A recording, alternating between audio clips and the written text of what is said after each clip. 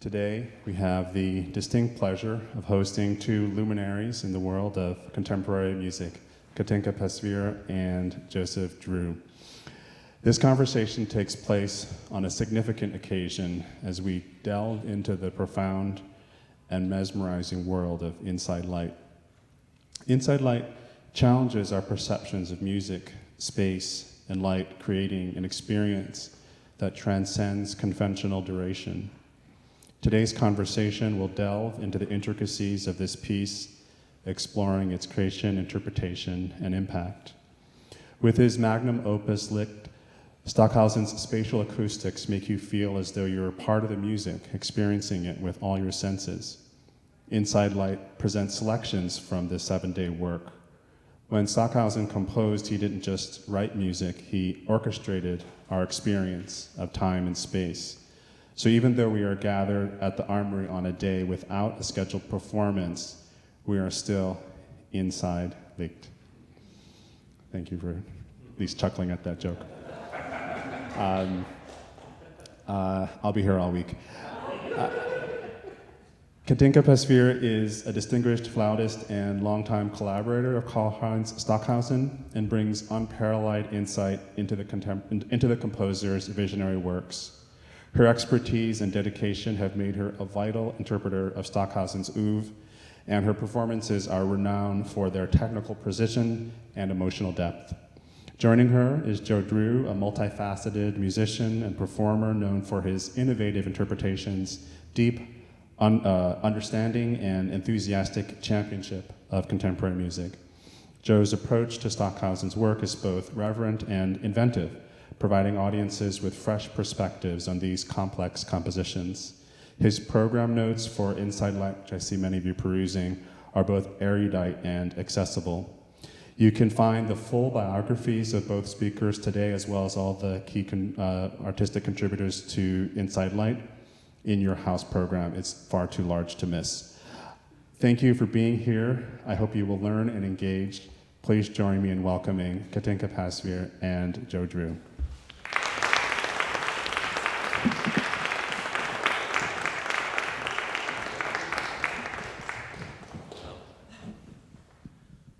Hi, it's great to see everybody. Thanks for coming.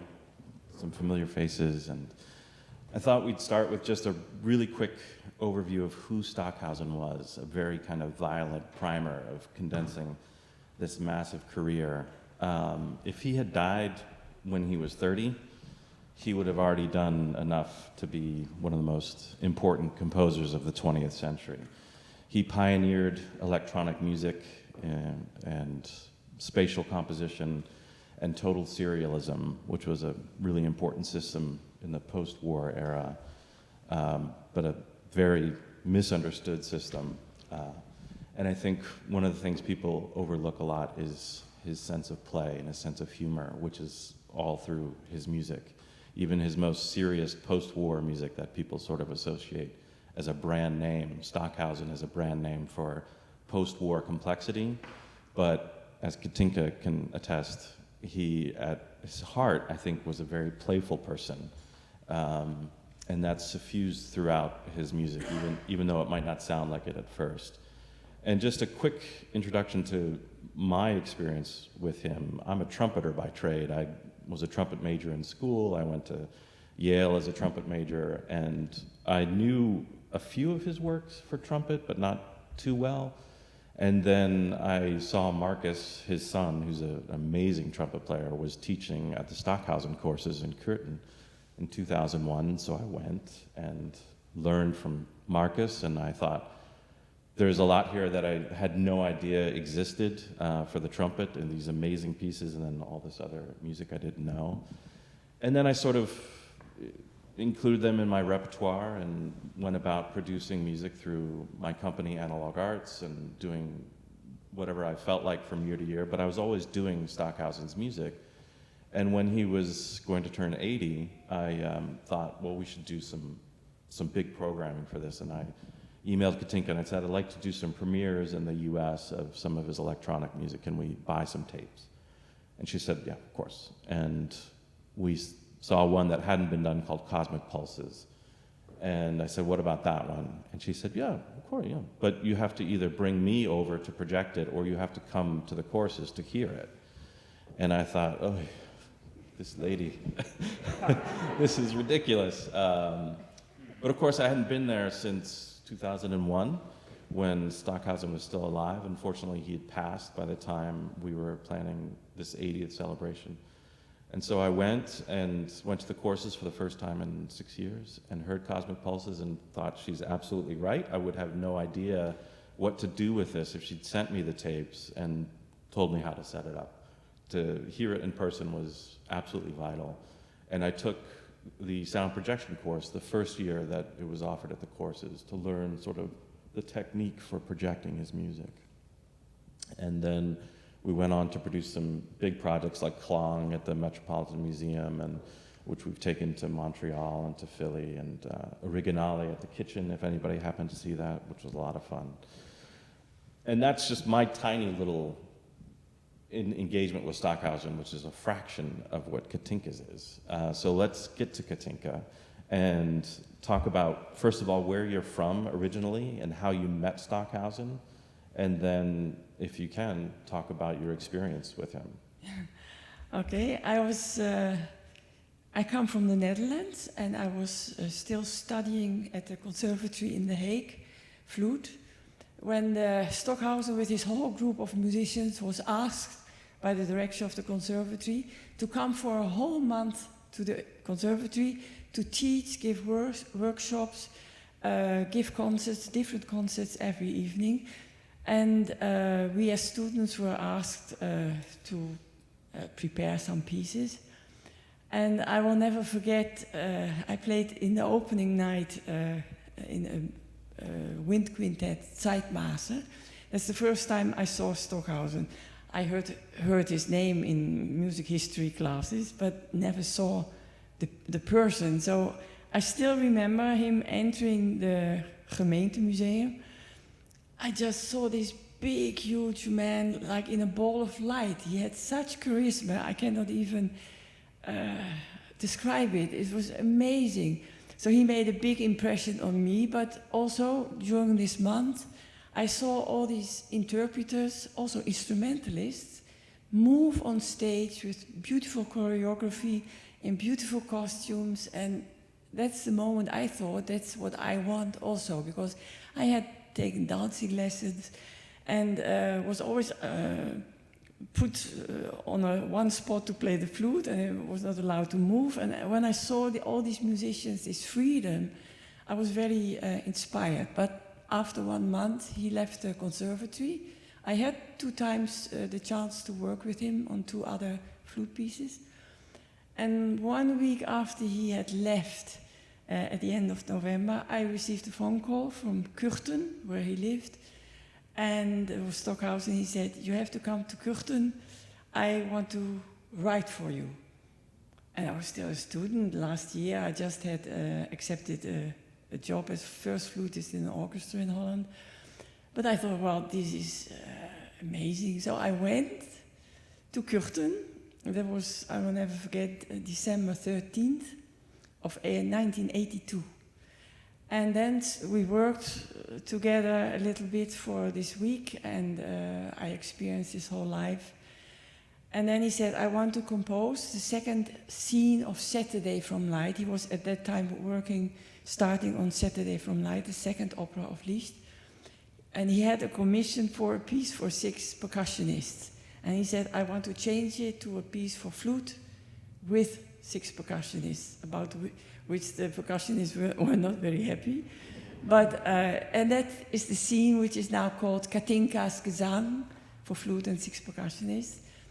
And from that time on, I just made quickly my concert exam in that year. Next year, in '83, I canceled my job in the orchestra, and from that moment on, I stayed with Stockhausen, lived with him perfectly up to the day, December 13th, 2007. It was 25 years. And he composed many works for me, for flute, but also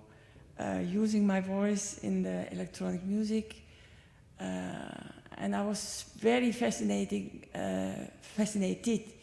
to be always at his side, also in the electronic music studio. I was the only one which he allowed to sit next to him and just observe the creative process. And then gradually he also involved me in the whole process. And it was, for me, like being Anna Maria Magdalena Bach, experiencing Bach composing the whole day. So I was living music history. So it was an amazing time to just see a creative spirit, how works come to life, especially in the electronic studio, but also at home composing or rehearsing or recording. So it was an amazing life. He still. Yeah, and I think one of the things that made him so successful is that he was incredibly devoted to his work. Yeah. So I wonder if you could just maybe give us a capsule of like what a typical day for Stockhausen would be. He was very rigorous in his schedule. Yeah, typical German. But when we were at home, he had certain periods in the year where he was at home composing time. And of course we were traveling a lot, giving concerts or in the electronic studio. But normally he got up at 7 o'clock. Then we did our yoga and meditation. Then there was at 9 o'clock breakfast, was made by a housekeeper. And then everyone started to work in her own room. We lived together with Suzanne Stevens, the clarinetist. And at 1 o'clock we all met for lunch. And then afterwards Stockhausen took a little break, or we went into nature, into the garden. That was his hobby. Then at 3 o'clock we had tea. And then everyone started to work again in her working room. That's also interesting. He built the house himself, and every room has a door going outside into the woods, has a working desk, and has a bed, so that you could relax, work, go into nature. So there's no living room, no couch or comfortable chairs. Everything is wooden chairs. So that was then working until 7 o'clock about, and then either Susie or me had cooked dinner. Then we had dinner, and then everyone worked again until about 10:30, 11 o'clock. And then we all met in the kitchen for a last glass of wine and talk about the whole day, what he had done, and then go to bed, and the next day started. So it was very organized, disciplined, but that was the only way that he could really compose this amount of music.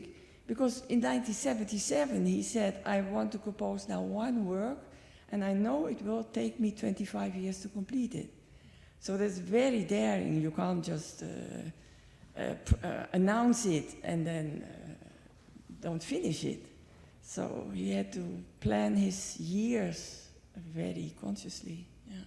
Yeah, Susie said to me once that he would begin the year by planning out the schedule for the year, and at the end of the year look back and almost exactly would follow that schedule. Mm-hmm. And there's a really great interview that people overlook a lot when he talks about serialism, which is so misunderstood as a system. But he explains it's really just the best system that I found to organize the riot of ideas that I have 24 hours a day.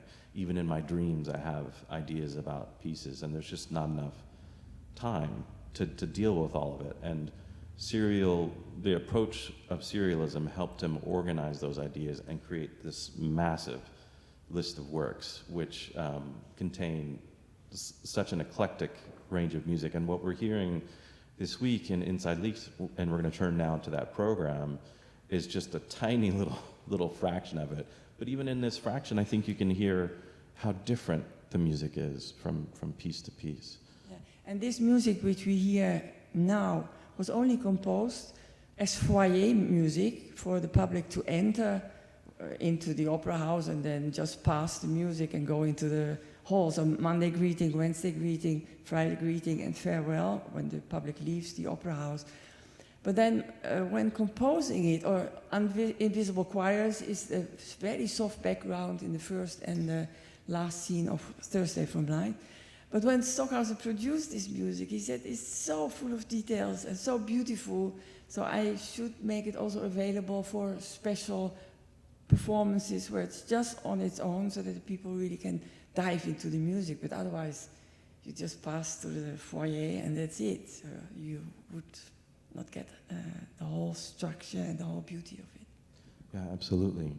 So if I keep using the example this week of the Sistine Chapel, but it's like we're getting a chance to examine up close some of the details in the Sistine Chapel by hearing these works. And we'll start with Montag, Montag's Grus, which is the first piece on the program.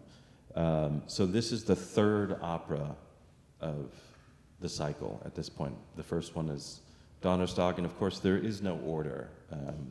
You can listen to it from beginning to end as if it's the days of the week or in the order he composed them, but I'm speaking strictly in terms of the order in which he composed them. Donnerstag is finished in the early 80s, and then Samstag is the next one, both produced by La Scala. And then we get to Montag, which is the opera about Eve. And the Grus, which is what is on the program here, is a sort of mirror image of the Abschied, the farewell. And in the Abschied, it's Kathinka's piccolo, not even flute, and voice. So it's as high in the flute register as we can get, that's overdubbed.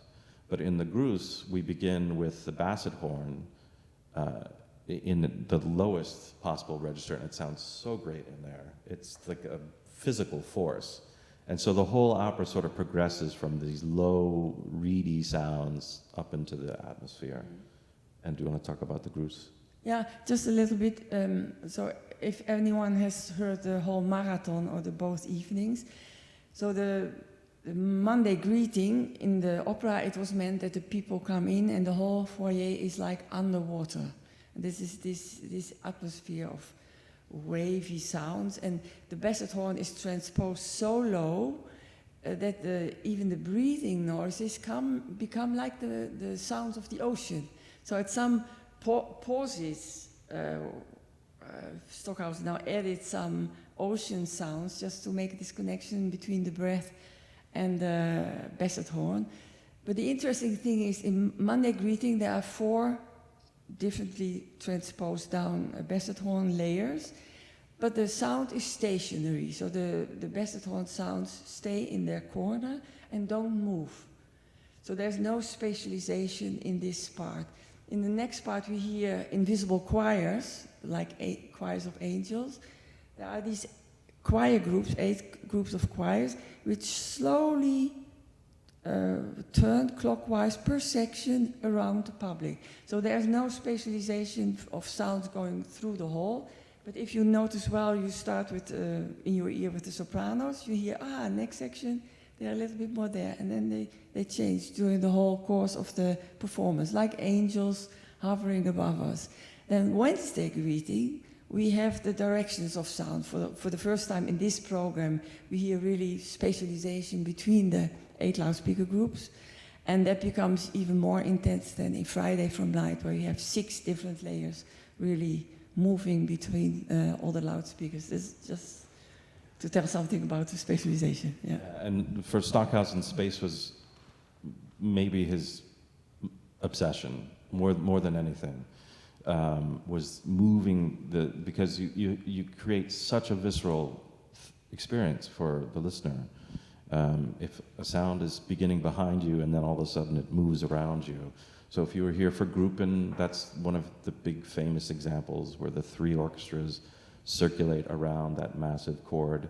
And this is throughout all of his music. But space also is a bit of a metaphor because he was also obsessed with outer space and with leaving Earth and expanding beyond the limitations of the human body and the human spirit.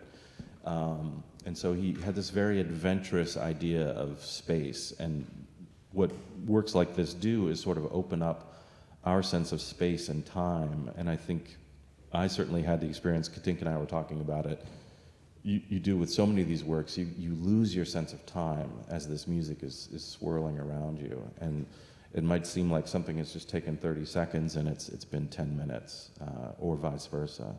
So you get very disoriented. In Montauk, we should say you had a great onstage role as the mirror image of Eva. In German, it's EVA, and the mirror image is Ave. And so that's why we hear flutes at the end, because Kathinka showed up as Ave towards the end of the opera in the third act as sort of a Pied Piper who then kidnaps, for lack of a better word, like the Pied Piper does, the children that Eve has had, and sort of they transform into birds, and then they leave the space. And so that's a totally different mode of working from being in the studio and helping with writing in the house. So I wonder if you could just talk a little bit about being that on-stage performer at La Scala, that was at La Scala, and performing as an operatic performer on the operatic stage in costume with the flute. Yeah, for me, everything belongs together. So the creative process, being there, working with Stockhausen on a new piece, rehearsing it, helping in the studio, even for Monday from Light, my voice you can hear in the sound scenes, just to be there during the whole process, and then at one point be on stage and perform, and then get back home and do all the invoices and packing of CDs. I mean, it's all the same.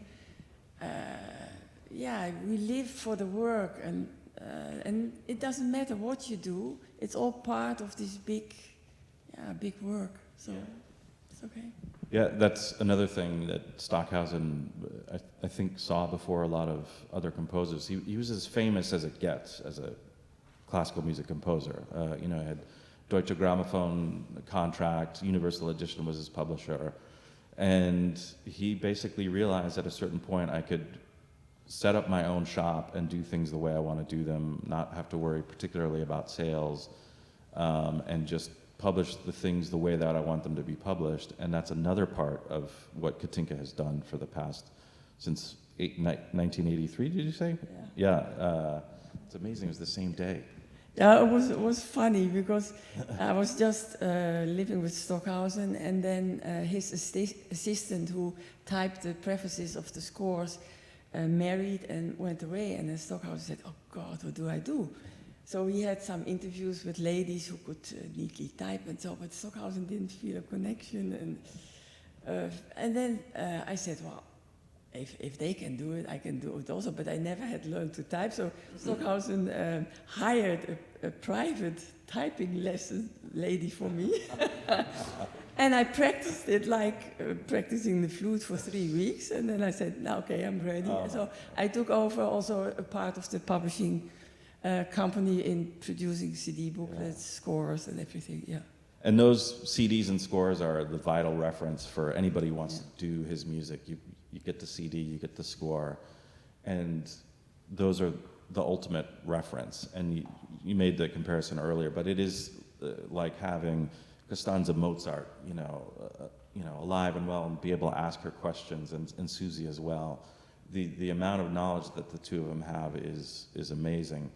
But again, his career was so massive, they only come along in the late 70s and the 80s, and there's a whole body of repertoire from earlier in his career that is some of the most famous work, and much of this work from Leach people aren't as familiar with, and that's part of what's so great about programs like this, is that we get to hear it. So if we could move now to Invisible Choirs, which is the choral piece, and it's the only piece on the program that's not lobby music, that's not Eric Satie sort of furniture music that you can sort of walk by and pay attention or not. It's designed to be presented through the opera, and there's a great sort of interaction that happens between the tape and the onstage performers. There's a moment in the opera where Michael's father, who's a soldier, sings an old sort of war song that you sing when somebody dies, called The Good Comrade. And then later in the piece, we hear the Invisible Choir sing that lyric, but it's to the Lucifer melody, and it's sort of transmuted. So you have this sense that the two layers are starting to interact. And this becomes a much more important function in the Freitag music. But the trick with invisible choirs is that there's this massive piece going on stage, and you have to project it at a very, very low level. Otherwise, you're going to mask what's happening on stage. So it's great to be able to hear the details of it. And it's the only work in light where Stockhausen did not compose his own text. So for all the other operas, he made his own libretto and his own text, because he says that fits best to the music. For Stockhausen was first always the music, and then he added his text.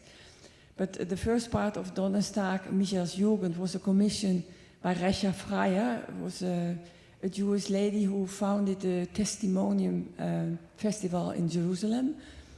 And she liked Stockhausen, so she proposed Stockhausen these texts, which Stockhausen found very beautiful, and I think they're still very important even in our days now, to read the text just of invisible choirs. So it fits very well to this, to the purpose of the tape. So what is on stage is all Stockhausen's text, but this is special. Yeah, another thing a lot of people don't know is that he was a poet originally. He was a writer, and that was really his first artistic aspiration. And he had a correspondence with Hermann Hesse, who he admired deeply. And Hermann Hesse sort of nudged him in the direction of composing. But Stockhausen had a great sense of language. We know this in so many of his pieces. In Stimmung, he could take, little bits of maybe inappropriate or nonsense text. And in Hymnen, we have the color catalog from the watercolor company. And he knew how to take things and shape them into something much greater. And throughout Licht, it's almost always him selecting the right word for the right piece of music. But I think one of the great things about being able to listen to invisible choirs in full stereo surround sound is just of course, is exquisite choral writing, just amazing. And to me, you may disagree, World Parliament is the greatest in Licht of the choral writing. It's hard to choose, but if you enjoyed invisible choirs, go listen to World Parliament from Wednesday. Gorgeous, gorgeous music. He could compose very good for choirs. So Momente, early work, but everything, high times of Sunday from Light, angel processions, Sunday. So a lot of choir works, because he liked singing, the vocal use of human beings. He said it's so much more flexible than electronic music, because you can produce immediately sounds which you want to. Yeah, and he, as complex as his music may seem, I think another thing that sort of sets him apart is that he tended to think of melodies in terms of what's singable. Yeah. And so even in a tone row where he's constructing, a 12-tone row, he was able to sing it and sing it accurately, and he felt like it should be singable. And so that's why so many of the melodies work with audiences that might not be inclined to listen to atonal music. But now that we've brought up Wednesday, and World Parliament is one of the earlier scenes, there's a great commotion because there's confusion in this World Parliament, and a new president has to be found.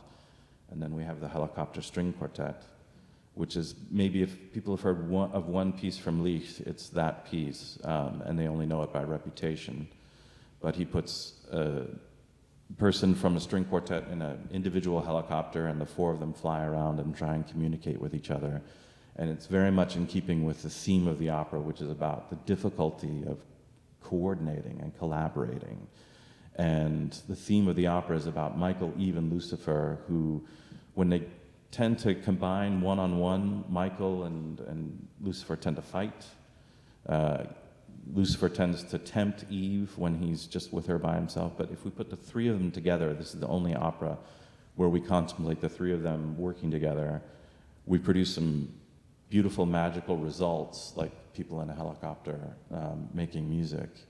And then the scene after that is, I think, the most complex, the most extreme, sort of overstuffed piece in the cycle called Michaelian. And the base layer of that, the accompaniment, is Mittwochsgruß, which we're hearing on this program. So if you want to talk a little bit about that scene, it's quite difficult to summarize. It's really hard to summarize, so it's difficult. Yeah, maybe I just can tell a little bit about the production of Mittwochsgruß. It was composed in 1998, and that was the time where the electronic studio of the West German radio wanted to make the transition from analog to digital. And Stockhausen was always like a little child, always using the newest gadgets and wanted to find out what new technologies can do. Even when he was 79 years old, composing Cosmic Pulses, a work for 192 tracks. I mean, everything was could not be experimental enough. So we went to the studio to produce the electronic music for Michaelion. And after a whole week of waiting and sitting there, and because the technicians were analog musicians and could not operate the computers well, so Stockhausen got very annoyed. And then he said to his assistant, Antonio, he said, let's go home, pack your synthesizers. And then he produced the whole Mittwochsgruß in a small room, even perhaps a quarter of this room, at home, where he had 4 loudspeakers, and there he produced all the layers of Mittwochsgruß. And then afterwards we went to a commercial studio in Cologne to spatialize these layers. So it's a very traditional piece from all the analog works. Freitag is still analog, half. The first part was produced on analog 8-track tape, like this thick, 2 inches or something. And the second part, then they had the first Sony digital machine, so we had to copy everything. So Mittwochsgruß is a new kind of work where a technical apparatuses also became available for musicians at home. Because in the former days, you had to go to the West German radio studio to get the use of apparatuses and all these things. But nowadays, one can make music at home. And I want to come back to the specialization. Already in early 50s, when Stockhausen started to work on Gesang der Jünglinge, Song of the Youth, which is the first 4-track music in the history, Stockhausen's dream was that everyone at home has at least 4 or 8 loudspeakers to hear the music around you, like you experience normal life. Sounds are coming from everywhere. And he never understood why the radio, still up to 1960, was broadcasting only mono. So the people only heard mono from their little apparatuses. And Stockhausen's dream was always that people have more advanced possibilities at home also to listen to this music. So he thought he was creating music to be broadcast by the radio.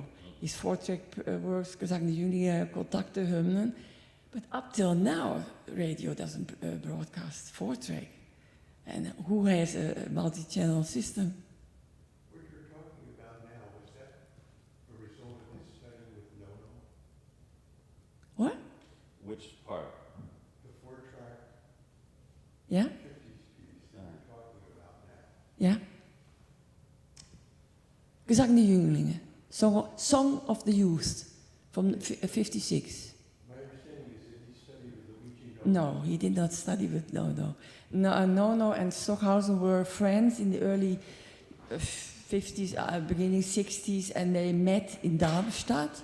But Nono was he did never study. He studied with Messiaen. Stockhausen, when he finished the conservatory in Cologne, he started to study with Messiaen for 1 year, 1952 to 3, and then went home to Cologne to be the head of this electronic studio. So that was his only teacher he had. Yeah. Yeah. I know it. Yeah. Yeah. So then, since you mentioned Freitag, the biggest piece on the program is the electronic music from Freitag, and this is the entire accompaniment for the onstage action.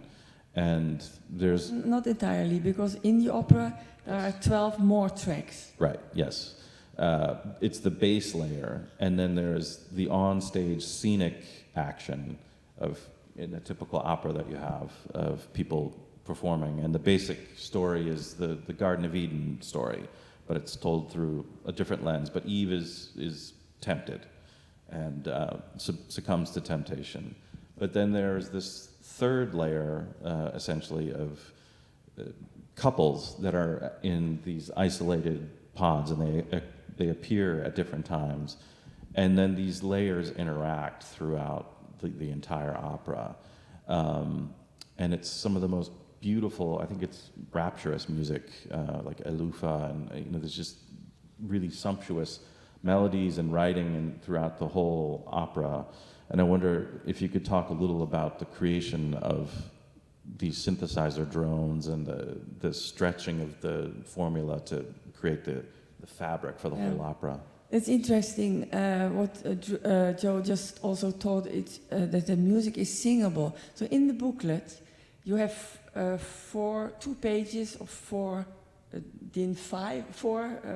music with the form scheme of Friday from Light, and that is the entire music for Friday Greeting and Friday Farewell. So you can really follow the music, but a 16th note has become something like 32 seconds. So music, what Stockhausen did with the super formula, he called it, this music which originally lasts 1 minute, he now stretches it in Friday from Light over 2 hours. So it's still the same music, but we as human beings, we lose the sense of memory, because a note which has happened 30 seconds ago, we don't remember, but we feel in a sense that all the notes make sense. It builds up a melody, but I could just sing the super formula for you, which is in this booklet. So it's very interesting to follow the electronic music, watching this score. It's amazing. So you can really follow all the 6 layers. And I think it also highlights one of my favorite examples of Stockhausen, of why I think his music is successful as opposed to some of his colleagues from the post-war era, is that, okay, you think you take this diagram and you're going to stretch it out for the entire length of the opera. Okay, so you just play these notes so that they're going at 0.5 beats per minute. I calculated it, if you're interested. But he doesn't do that. He had enough sense to know that that's sort of boring. I can just make these timbres long and have enough material for my opera. He had every moment was sort of living, and there was all these characters within. And there's a great book about Zeitmasse by Jerry Cole, very difficult book. But he talks about when early on Stockhausen was a huge fan of Piet Mondrian, and he and a friend went to see some of his paintings at an exhibit. It was the first time he'd seen them in person, and that his friend was disappointed to see the brush strokes in the paintings, because they only knew them from pictures. But Jerry speculates, and I think he's right, that probably Stockhausen appreciated the brush strokes, because that's what distinguishes it from just sort of mass-produced art. That's the inner life of sounds.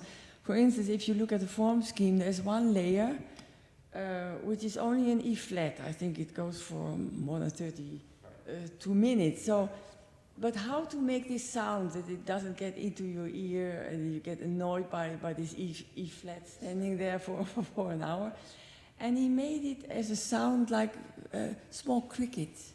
So like in nature, this sound. So you hear it if you want, and if you don't want to hear it, you just forget about it. So it's never annoying, but it's always there.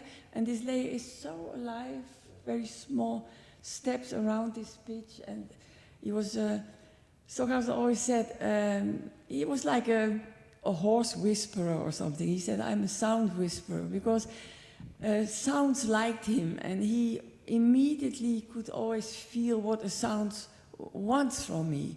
What does a sound like to be, how it likes to be formed, which sounds are good for flying in a room, which sounds... So he had a direct, like an architect, like a beeldhouwer, someone who, like Michelangelo, making... Yeah. I call it beeldhouwer. Something who works with stone. Oh, a sculptor. Yeah, a Yeah, sculptor. sculptor. So he was really working with the sound. He said, I become the tones. So he was very directly involved, yeah. Yeah, so that actually, the crickets made me think one of the best parts of the tape for Freitag are all the sounds in addition to the synthesizers. Like we hear you eating ice cream.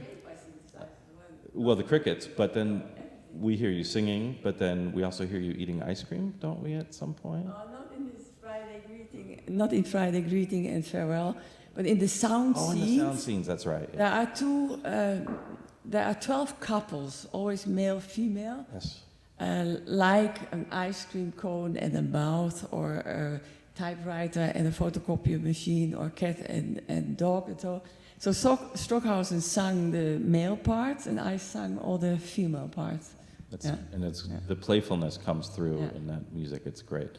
So when he knew he needed you to record something for these tapes, how specific was it beforehand? Because in Gesang der Jünglinge, there's a great recording that somebody unearthed of him working with the boy soprano and really coaching him. But was typically he very precise in terms of what he needed from you and knew just do this, or was there room for experimentation? So first, why he used my voice. So when I first was in Kürten, I had my room where I was not working yet, because I did just reading some scores and so. And I'm a person who is always singing, so la la la la la la la. And I just was singing for myself. And at a certain point, I thought, oh God, I'm in the house of Stockhausen, he's composing. And I stopped singing because I felt so embarrassed. And then suddenly Stockhausen came into the room and said, why did you stop singing? I said, well, yeah, because you are composing. And he said, well, I love it when you sing. So from that moment on, he used my voice in many of the tape pieces, but he always composed very precisely the pitches, even the laughing, which you hear in Freitagsgruß. It's really, the pitches are giving. So he said, you start on the high B flat and you go down, and he was then sitting there with his stopwatch, because every sound is measured. So I was, ha ha ha ha ha, and then he was, so everything was very precise and very notated. The way you usually laugh, to a stopwatch, right? Yeah. Well, there is one part in Kathinka's Gesang where there is the witch laughter. It's superimposed laughter, which lasts about 6 minutes or something. And I never forget working in Erkam. He was producing the electronic music. And then I had to record this laughter. And then he was sitting in the recording room, and I was just laughing there, and then always stopping. No, a little bit higher, a little bit lower, and not always the same pitch. And then after 15 minutes, I think I have not laughed in 1 week or after that. But he was very precise and exactly always knew what he wanted. Yeah. I think we are at the time when we want to ask questions and talk to people. Did you have more about or yeah? You get a There's a microphone. You presented a number of different nuances of Stockhausen about his poetry, and I know he was interested in Paul Klee also. Yeah. And it seemed like this was his playground: music, life, art, and yet there was this whole structure. How did he see himself? I don't think he saw himself. He was like a big child, taking in everything which amazed himself. So always when he was composing, he wanted to surprise himself. And he said, if I'm not surprised, I just leave it out. So it was like a big child. So he loved art of course, or sculptures or architecture, always when we were in a big city. And he was always counting the windows, the tiles, always counting. So that this world came together. So proportions were very important for him. He saw everything in proportions and numbers, and yeah. So his sketches are pages of only numbers, calculating mathematical things I don't understand anything about. And then, when this mathematical structure was good for him, then he said, to fill it out with music, like an architect who first makes the structure, the columns, and then starts to build small balconies and little towers and so, like filling it up with the music. So, but first the structure had to be, good. Yeah. But I'm not a German speaker. My wife knows a little, but the numbers kept coming up through the whole performance, and at the end we had the 13, repeated, but many numbers repeated. I just wondered if you could comment on that and some of those voices. It's powerful. Yeah, the numbers. Lucifer is a very rational mind in the opera, and Lucifer is always counting 1, 5, or 11. Or 13. And for Stockhausen, 13 was always the moment, not like a bad moment, but always the moment where something changes, a transformation. It's also funny that we met on the 13th and he was buried on the 13th. So it's very mystical, but for him 13 was always the moment where something was changing. And it's also a funny story, if I may say. The Helicopter String Quartet was premiered in Amsterdam, 1996, and it ended, because the Lucifer formal ends with 13. And when Stockhausen heard that, during the performance, he said, I cannot leave it like this. Because for him, 13, something might happen. So when we went home, he composed a coda, which ends with 14. The only time he composed 14. He said, well, I cannot sit quietly in a hall and hear them flying there saying 13 and then nothing happening. So now it ends with 14. Yeah, and also one of the things I talk about in my analysis of the leaf cycle is that the three formulas sort of reflect his ideas of speech, which he first devised when he was studying phonetics as a young man. And in Gesang der Jünglinge, he devised a scale of intelligibility, meaning that you should be able to understand clearly what the boy soprano is singing at the high end of the scale, and at the low end you might be able to tell it's a human voice, but you can't understand. And there's all these steps in between, and he was always devising scales like this. And in the formula, Lucifer's the only one who actually speaks. He counts these numbers. Eve makes a great deal of sounds, but it's not quite yet speech. It's a lot of breath sounds. And Michael makes a couple of clicks, and that's it. So it's sort of like we go from Michael making a sound to Eve, that kind of thing. And then 1, 2, 3, 1, 2, 3, 4, 5. And so you hear in Invisible Choirs that there's that section where everybody's clicking, and that's not by accident. That all is in the formula, and it became a sort of repertoire that he could pull from and do whatever he wanted to with it. I'll tell one more story about his technique, but Paul Miller, who was here, great Stockhausen scholar, when Stockhausen was alive, he did these daily lectures at the courses, and we were doing Lichterwasser the year that I was there, and Paul stood up and asked that, well, in this measure here, according to the scheme that you've just explained, there's an extra note. How do you explain this note? And Stockhausen said, I wanted to repeat that note. Yeah, so he was, that's interesting, because he also, he called it inserts. He always had his structure, but when he felt it's getting too stiff or it's going to, I'm not moved by it or so, then he broke his own structure and put something totally different, not connected with the superformula or the sformula, with the structure. Just put something in it to either break the time or make a funny statement or just to relax the people or give a beautiful moment more time because otherwise it would pass too quickly. Then he put a big formate or... Yeah. Yeah. Yeah. Yeah. Anything about his relationship with Fred Wrzewski? Yes, he worked with him. He knew him, and he. Worked Sorry, the question was about Frederick Shevsky. They did not work often together. Stockhausen wanted to have him to perform a piano piece, but it never worked out. No.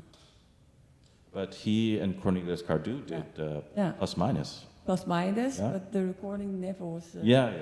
It's That's a fascinating recording though. But and you know Cornelius was one of his assistants By Carré, in the Carré period. There were a lot of really interesting people who kind of came and went as assistants, and very few who stayed as long as Kathinka did and did as much as he did. Do we have any other?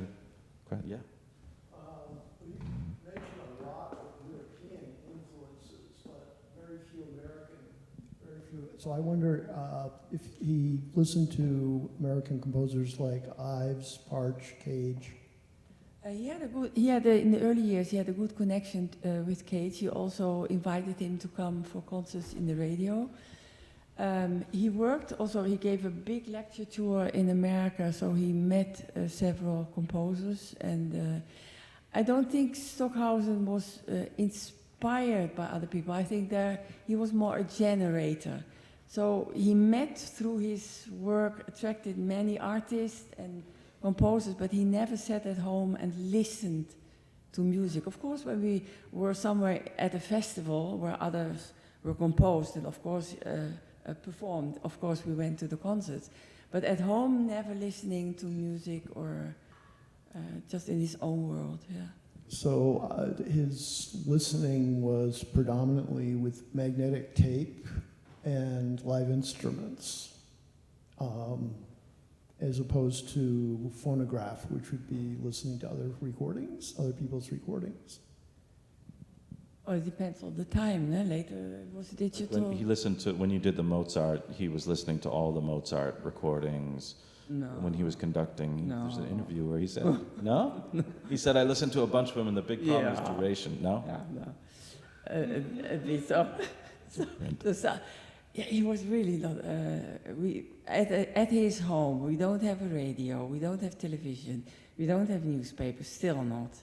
So he was totally in his world, but when he got out into the world, of course, he met people, he heard things, but he was not seeking for inspiration because he was just overflowing with ideas and also did not want to mix it up. So he, in a way, he also, how do you call it? He was sort of guarding his creativity. Yeah. But he had great connections with Cage in the early years. There are wonderful pictures with them together. Also. If you know Morton Feldman's, we got 5 minutes. Yeah, Morton Feldman's memoir, Give My Regards to 8th Street. There's some great Stockhausen stories in there. Yeah. But Lamont Young, who I've performed some of his this great Second Dream, has a great experience with Stockhausen when he was studying at Darmstadt and bringing his scores, and they were all he describes them as sort of his attempts to write concert music. And then Lamont sort of sheepishly showed him one of his drone compositions at the end of the seminar, and Stockhausen said, you should have been showing me this all along. And that sort of inspired Lamont to just do what he's been doing. Yeah, so Joe is right. So because Stockhausen was always teaching his whole life long, Darmstadt first, but then also Cologne Conservatory, and always giving master classes over the whole world. So he met a lot of composers. Yeah, I had a couple of questions. I was wondering if there was any connection with Xenakis.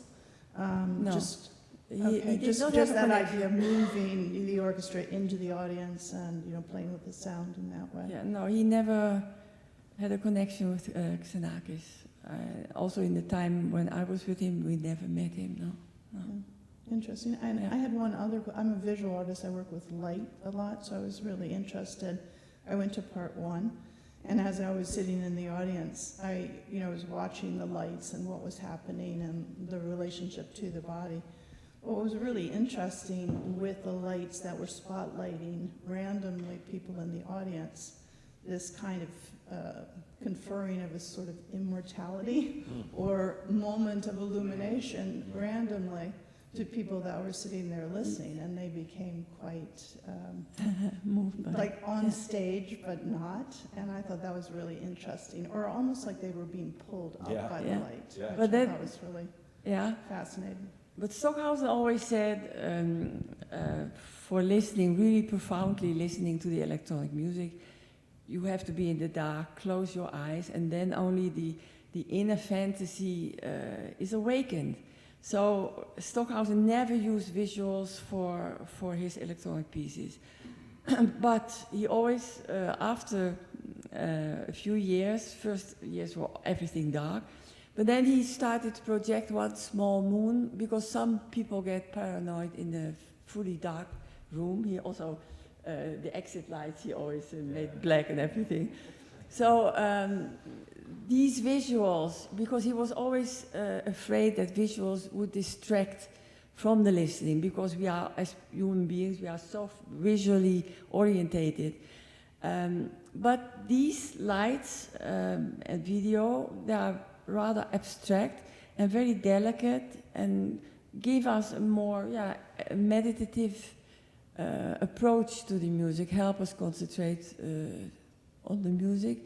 So I think it's very beautiful, this inside light. The lighting person, Urs Schönebaum, really hoped that people would stand up and go to a light beam and just stand in it and feel what it does with you, or because you can really grab the lights. By the Yeah. way, I did go Yeah. to the light and to experience. He wanted the people to do it, but they are all fixed on the floor, and a few, even when the light beam comes and they go like this. So to really enjoy the light also visually, and I think it's very beautiful. Yeah. Could you give us a little background on Lucifer and Archangel Michael was the Michael, I imagine. And was he religious in any way? Where did this come from, Lucifer? Yeah, he was very Catholic as a young man, and then he sort of expanded his religion over his lifetime. But essentially, the core of it was Christianity, and particularly Catholicism. And so the Michael of Licht is the Michael, the archangel that we know from Christianity, but he's also Jesus Christ, briefly. And the Lucifer is very interesting. He's not the sort of cartoon devil that we know. He's a much more complicated figure than that. He's not evil, he's very rational. And that rationality tends to disrupt things. But as with everything, those disruptions sort of create new life, new twists and evolution, and that's Lucifer's sort of role. And so a lot of times in Montauk, for instance, he sort of comes in and disapproves of everything that Eve is doing and says, we have to start it all over again. And it's horrible when it happens, and there's this great weeping, but then the result of what happens when we do it all over again is an even better result. And that's a great metaphor for what it's like to work on Stockhausen's music. You banging your head against the wall. You're thinking, how many more seconds is he going to make me laugh? And then you get this magical result at the end of all that work. So I think we're out of time. Any more questions? Or okay, one more. One of you, we were talking about last night, the association. We were talking about it last night, the association of the color with the characters as orange Lucifer, Michael blue. No. Yeah, no, the days of the week have colors. So Thursday from light is blue, Thursday is blue, Friday is orange, Saturday is black or dark blue, Sunday is gold or white, bright, Monday is green, Tuesday is red, and Wednesday is yellow. So he connected the weekdays, not he only, but many cultures connect these days to colors. So Lucifer, the Lucifer sign, every protagonist and every day has a special sign also which Stockhausen created. And Lucifer's sign is a red dot with a black circle around it. So Michael is blue, has a blue Michael sign. Eve is, has a green sign, but also incorporates a little blue, a little red of Lucifer. Yeah. So it's a big world full of taking in everything from all the cultures of our world. So Stockhausen really wanted to connect all religions and see this planet and all the people like one family and sharing the most beautiful things together. And in certain pieces, he is composing with those colors. There's Lichtbilder, and then eventually he's composing with smells as well. So he really started, you know, he could extend his art into almost anything that he could get his hands on. He would compose with it. I think we have to stop. Yeah, I think we're going to stop there. Thank you.